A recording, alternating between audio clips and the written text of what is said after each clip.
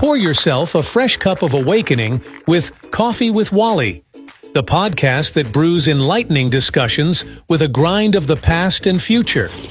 Join host and seasoned broadcast journalist Wally Wood of the Wood News Group and co-host Andy Valudes, the marine marketer and master strategist from Marketing Dynamics, as they explore the past, present, and future. Dive into a world where technology and globalization intersect with prophecy. Each week, Coffee with Wally links ancient and recent history to tomorrow, making sense of today's rapid changes through the lens of Revelation 13. Don't miss any episode.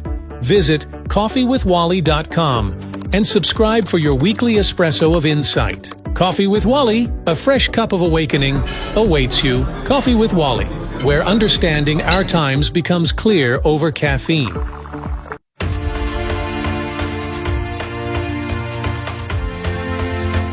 I was a farm kid, grew up in Pulaski, Wisconsin, 2,000 people. On every Monday night, we'd watch MacGyver. On every Friday, we'd watch Full House and all the other TGIF shows that were out there. I fell in love with the laughter, the excitement, the lights. And I had this grandiose idea as a little kid, someday I'm gonna be out there working on set. When I turned 20 years old, I broke the news to my parents that I had gotten accepted into Cal State Los Angeles for film school. And my dad and mom immediately grabbed a suitcase out of the attic and started packing it because they knew I was serious. When I put my mind to something, I go do it. And so within the first probably month of being a student at Cal State Los Angeles, I signed up with probably 30 casting agencies. One of the first times I got a call from a casting company to work on Bowfinger at the Griffith Observatory, which was awesome. Steve Martin was in it and Eddie Murphy. And I grew up watching these guys. I'm like, what? So I've been living in LA for a couple of years now, getting on set, getting hired. I was on Lizzie McGuire, Sweet Life of Zack and Cody, 40-Year-Old Virgin, Austin Powers, The Spy Who Shagged Me, Little Black Book with Brittany Murphy, Vanilla Sky with Tom Cruise. I'm booking some pretty sweet roles. But while working on set, I'm starting to realize that there is something going on behind the scenes that wasn't quite sitting well with me. So I was on set one time on a soap opera, and I knew that they were doing a premarital sex scene with two young characters that just met. They fell in love. They glamorized the sex part outside of marriage, which I fully disagree, because I believe the best quality relationship you can have is with your spouse once you're married. It was ripping my heart out because I'm thinking, Hollywood, you're not getting this right. Let's show young people today that relationships are a lot more detailed than your 30-minute episode making it look so perfect. There was an underlying message that was going out to our teens. They would show certain activities but not show the consequences. And I saw a major disconnect with what the teens believed was really real life, and yet what I saw, because I worked on set with these actors every single day. So I was putting the pieces together, and I started sharing my personal stories with these teens about what I saw on set. And I would see kids just light up, jaws dropped, asking me tons of questions about how celebrities' lives really were.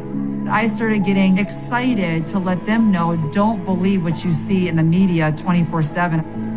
By teaching these kids and sharing with them what really takes place behind the scenes and seeing them realize, hey, I want to make my own right decisions from what's best for me, not what a celebrity tells me, it made me want to get on this quest to tell as many teens as possible.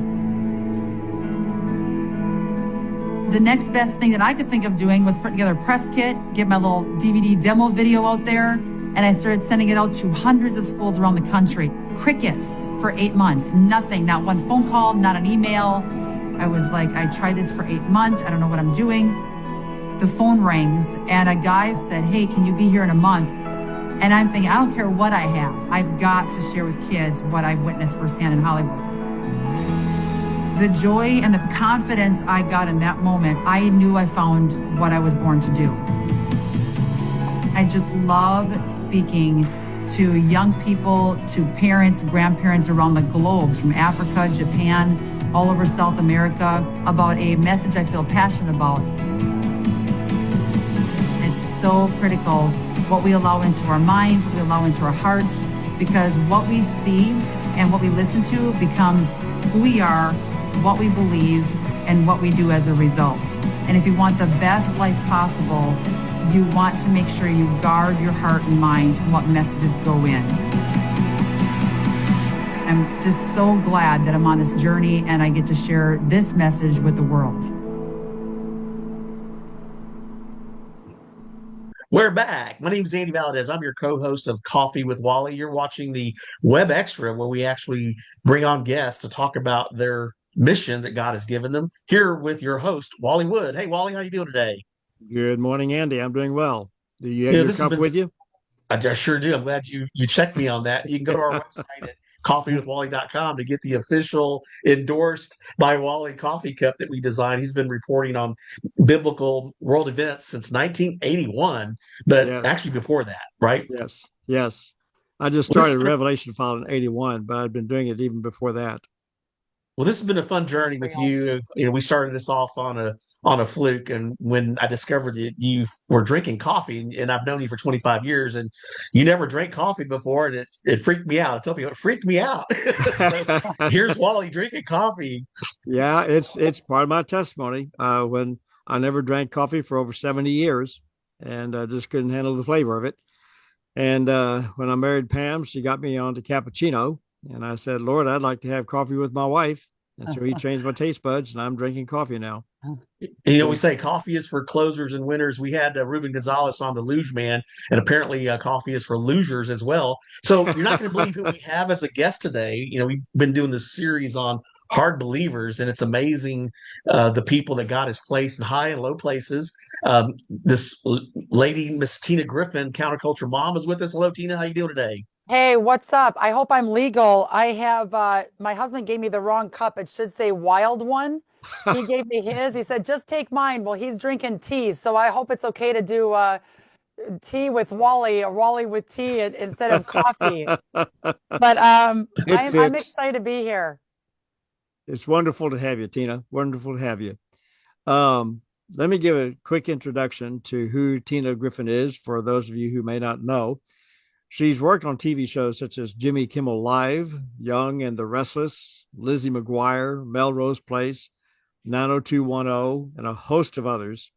In addition, she was also a national trainer for L'Oreal Cosmetics, a contestant in the preliminary Miss America pageant, and she also worked at the Oscars.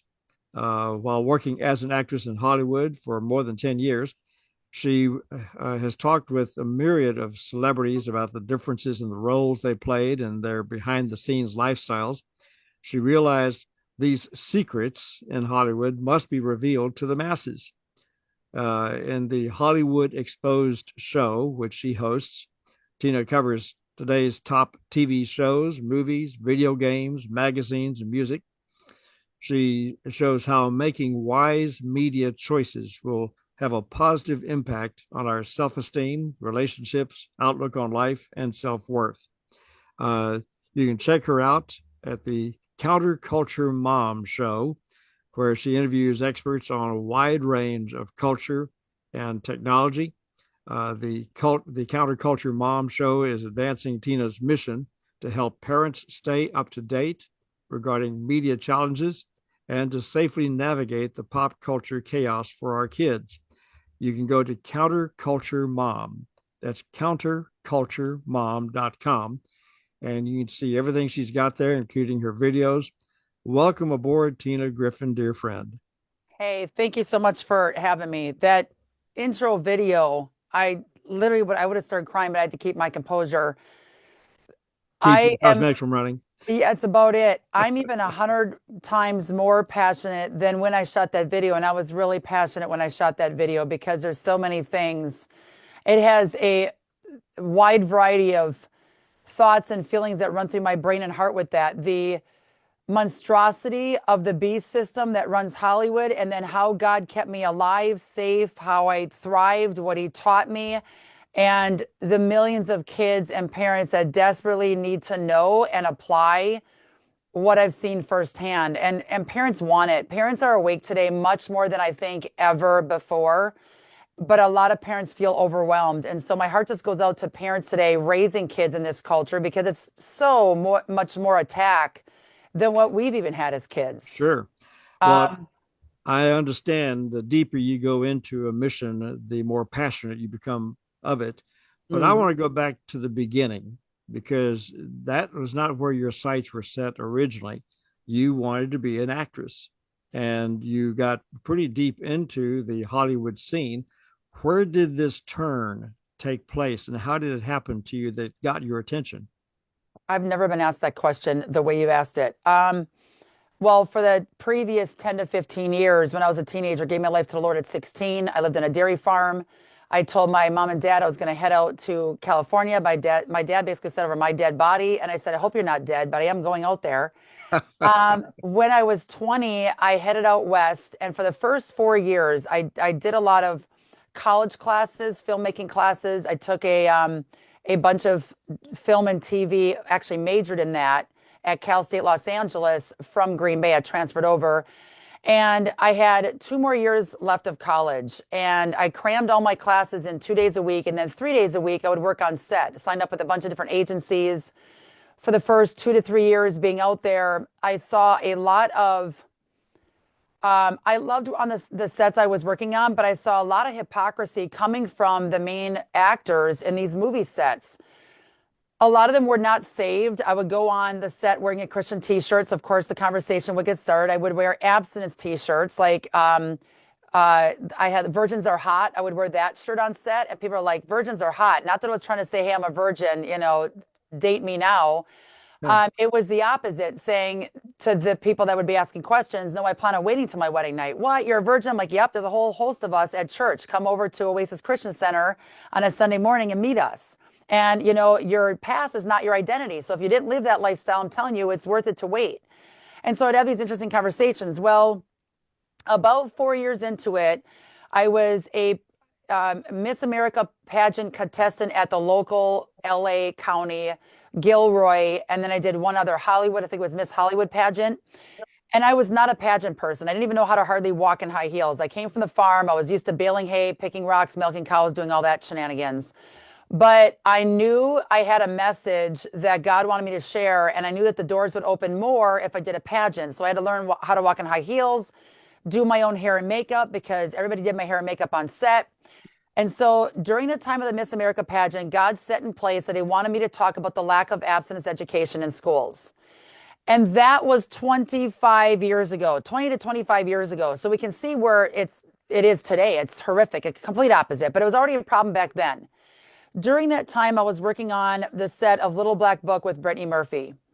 And I started hearing about the fact that she was a Christian. So I asked her about it on set. There was a 30-minute window where the director wasn't with us. I was in a hallway.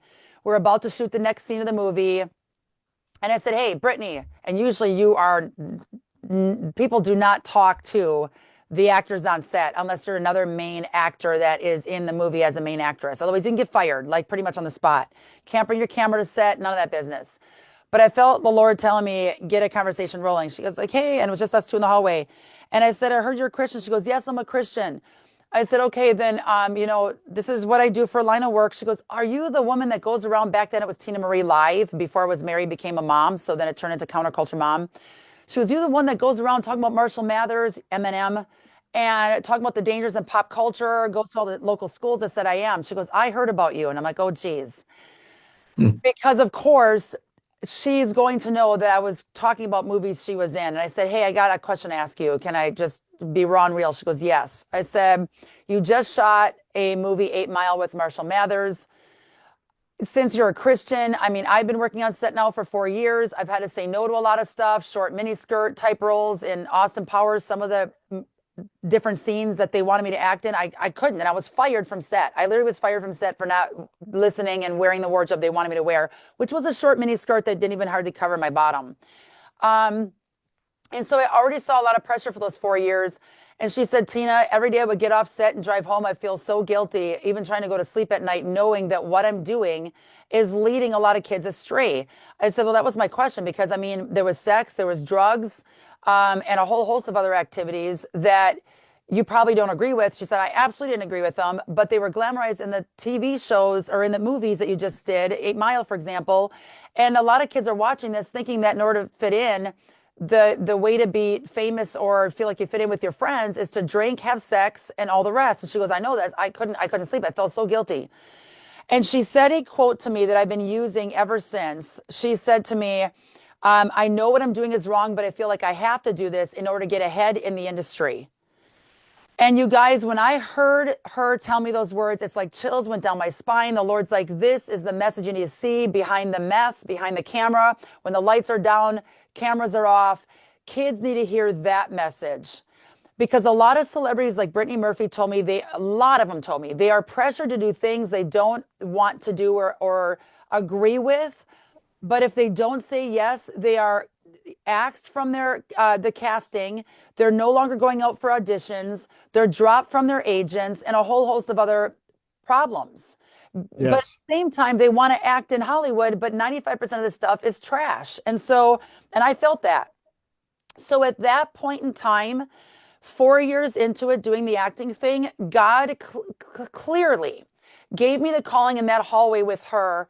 You have to speak out against this far and wide and let kids know and let parents know that what you're seeing is the complete opposite. And the beast system, Satan is using these celebrities through their agencies, through a couple big wigs that own Hollywood Hills, to promote a message that's killing the masses purposefully because they make money off of it. You teach premarital sex, the kids are getting abortions. You teach homosexuality, there's the depopulation plot from the pit of hell because people can't reproduce. You teach alcohol and drugs, the kids are then damaged in life, and it's really hard for them to get out of those addictions and do exactly what God's calling them to do.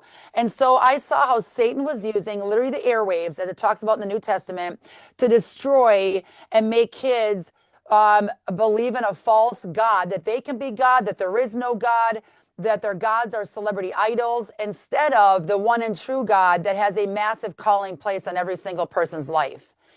And that was a jaw dropper set for me, Wally. It changed my whole outlook on not just digging up the dirt and getting the dirt, because at that point, I was already 8 years into researching the New World Order, the Luciferian Agenda, Council on Foreign Relations, the Obamas, the Clintons, George Soros, Bill Gates, all of these evildoers. I already was putting the map together. And it wasn't even as if I was trying. God would bring me people, books, articles, and said, put this baby together. When you go to LA, which I didn't know that at that time, you're going to be using it to put it through that grid and not be deceived yourself. And then when I was out there at the age of 24 with the pageant, it was like a bomb went off, a really good bomb where God's like, this is your mission, vision, and calling. And that's when I started speaking out against what Hollywood was doing and helping kids realize they have a potential. You want to do film and TV, use it for God's glory. And I've been speaking now for about 25 years. And then the TV show came out of that when COVID hit. Instead of speaking took a screeching halt. God's like, you got a week off, and now you're going to launch this TV program.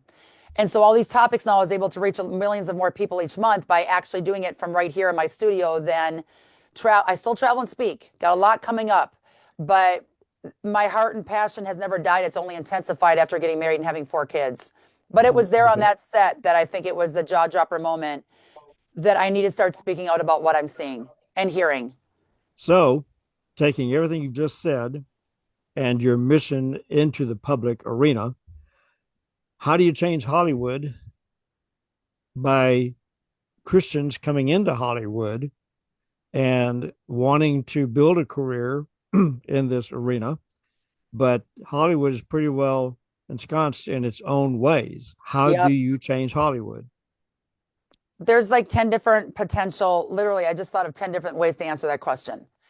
My brain never sleeps. Number one, the most pressing thing recently that frustrates me, but I just want to encourage everybody out in Hollywood currently that is a Christian. There are several amazing people that I know are pounding the pavement and doing only godly roles in LA. Now, if you go to Nashville and other studios around the country, a lot more Christians are pumping out a lot great godly content. Now, back in the day when I was a kid, it was cheesy Christian content. Today, phenomenal Christian content.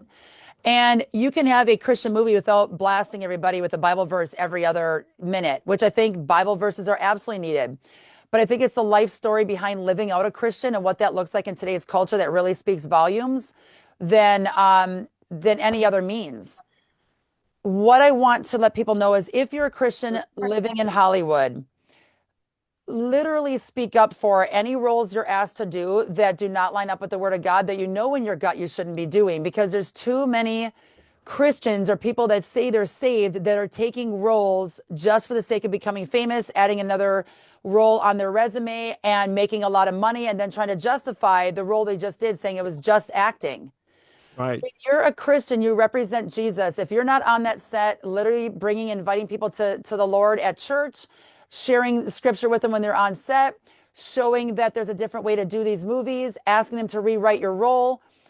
It's different taking a Christian, biblical, God-focused role on a movie set that might not have a godly premise, because you're still being in the world, but not of it. You're still getting your Christian, godly role and message out to the masses through these overarching secular movies. And I'm not saying you do that by sleeping in a sex scene with another person when you're not married, or even, frankly, having a sex scene when you are married to someone in a movie. Yes. I'm talking if the movie is digestible, might not have a Christian premise, but you have a Christian role in it. I would do that all day long, just like I've been doing for the last 20, because you witness everybody when you're on set. Unless that movie is promoting murder and debauchery and everything else, then I wouldn't take that role, because then you're part of a production that is that. So you have to ask God for very clear wisdom on what roles you take. But I've also been speaking in locations that are secular driven, but many kids that come thinking they're going to get a secular motivational speech, they get God when I come and speak. They wouldn't have received the Lord's message if I would have said no to a secular location. Right. So I hope that makes sense. People can't compromise their walk with the Lord and give the wrong idea of what a Christian is by taking secular roles in entertainment. So I just want to encourage, because I have literally met at red carpet events in Nashville in the last 2 years, some very well-known actors that I literally would ask them, you did this role in this movie. You're a Christian, correct? Yes. Why did you take on that role? Well, it's just acting. And I literally told them, of course, that doesn't get aired because people don't want to see someone having this critical question. Sure. You can't take these roles on because you're leading your fan club, your fan base, and the youth of America thinking it's okay to be a Christian and still do sex scenes or drug scenes. It's one thing doing a drug scene and dying of an overdose. It's another thing if you're doing a drug scene, glamorizing it, selling it, and the bad guy wins in the movie. Yes. Yes. So that's a long way to answer your question, but it's such a wide variety. The other thing is, what can we do to stop Hollywood? We can't. We know things are going to get worse before the Lord comes back. What we can do is choose as parents what we allow in our homes and be that gatekeeper to keep our kids safe, and then offer a ton of positive entertainment options where we will notice in our kids a much more positive outlook on life, behaviors, better grades, a love for the Lord, a passion to do what he's calling us to do. And it's not as though we do it to change the behavior. We want to change the heart. But our kids want to know that we care, and our kids want to know how to be directed in this chaos. And it's our duty to make sure that they know exactly what to steer clear from and what to gravitate towards. And that was going to be my next question as we close today's interview. What is your thumbnail message to parents today on how to change the media entertainment environment in their homes where it pays off? Absolutely. And we could do like literally 15 of these 28-minute episodes, because I can't believe it already flew by. There is so much we can unpack. What parents need to do, I want to navigate them to, is we have an app, the Counterculture Mom app. We have a team of 15 people that have been by my side for the last 4 years that I wish I would have had for the last 25 years. It's like I've been cloned, and we all have the same brain, same heart, same mission. And we have grandmas and grandpas that are on our team, all the way down to 16-year-olds writing pop culture alerts for our app. We have a whole wide gamut of age range because they all have something different to give, different experiences. So everybody tuning in right now, you have to download the Counterculture Mom app. Every day you're going to get notifications on your phone from video games, TV shows, movies, books. Um, uh, TV shows, if I didn't mention that, all different wide variety of pop culture. And then you can decide, oh my gosh, my kid loves video games. This is an alert that I really want to know more about. You click on the alert, you get a 2-minute read, and then we also have videos embedded in there for you to watch an episode if you want more details. Parents you can connect with that have already got their kids off a certain video game that it's worked and you want to connect with other parents, how to do it, what worked. Two, positive pop culture alerts. You can watch this movie. You can go get a free code at AMC and take your family to see this family-friendly flick. Here's how to get discounts. We have 80 affiliates now that give us significant discounts for everywhere from homeschooling to skincare to health products, because we are the temple too. We're a temple for Jesus to work through. So we have to take care of our bodies. So we have a wide variety of affiliates that are in our app as well. And also, our Counterculture Mom Show is a must. And you can watch that program on over 40 platforms, 25 TV platforms, American Family Radio at 1 o'clock 1 o'clock Central, every single Sunday on American Family Radio, 179 stations.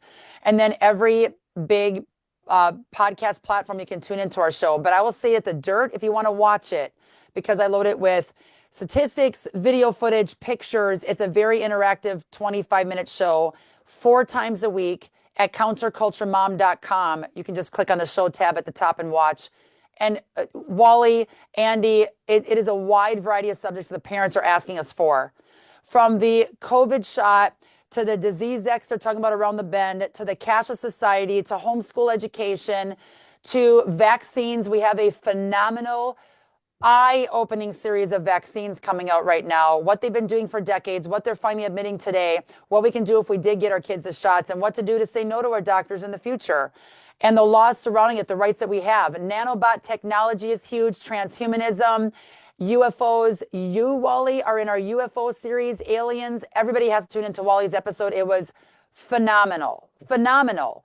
The Nephilim, we just did a series on that. These are topics that churches really steer clear from, but drives me crazy. Not all churches, our church does it, but it's to help us prepare for the here and now and what we need to know to keep our families safe, secure, and be able to give back to the lost, the people that are unprepared for what's to come. How does that look like? How can we be used fully by God with what's about to unravel in the end times here in the States and around the world? I am so pleased that we did this with you today. And as you've just indicated, there's more programs coming up that we're going to do with you, because I know that there are some deep-hearted subjects, single subjects that are in your field that you want to discuss. And we're going to do this again. We love you. Thank you so very much for being a part of this. And we hope that this interview goes far and wide. Andy, go ahead and wrap it All up. right. So for sake of time, I'm going to go ahead and exit. If you don't mind, Tina, we're going to hold you over for an audible, which I'm going to call Web Extra Extra. So you've been watching Coffee with Wally Web Extra featuring Tina Griffin, where understanding our times becomes clear over caffeine.